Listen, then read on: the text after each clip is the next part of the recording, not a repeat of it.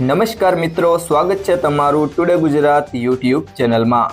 હવે ડુંગળીના ભાવમાં વધારો થશે કે ઘટાડો અને હવે ડુંગળીના ભાવ કેવા રહેશે તે આ વિડીયોમાં જાણીશું। તો આ બધી માહિતી તમને આ વિડીયોમાં વિગતવાર મળશે, પરંતુ તે પહેલાં જો તમે દરરોજ ડુંગળીના તાજા બજાર ભાવ અને તેની તમામ અપડેટ મેળવવા માંગતા હોય તો ટુડે ગુજરાત યુટ્યુબ ચેનલને સબસ્ક્રાઈબ કરી લેજો।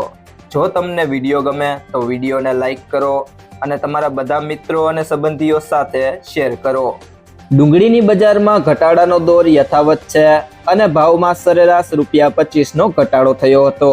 સફેદમાં સારા માલની આવક ઓછી છે અને જે આવે છે તેમાં ઊંચા ભાવથી બહુ કોઈ મોટી ડિમાન્ડ નથી।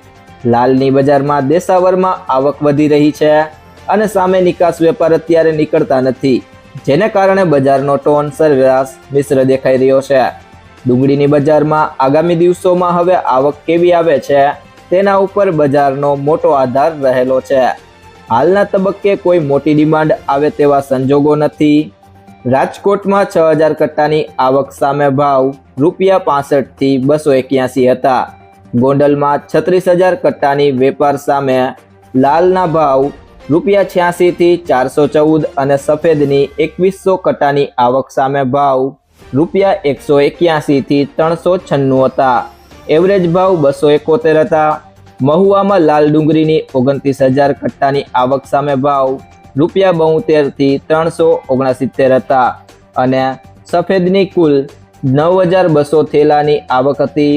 સફેદના ભાવ ₹167 થી ₹308 અને બિયાબર ક્વોલિટીમાં ₹308 થી ₹560 હતા।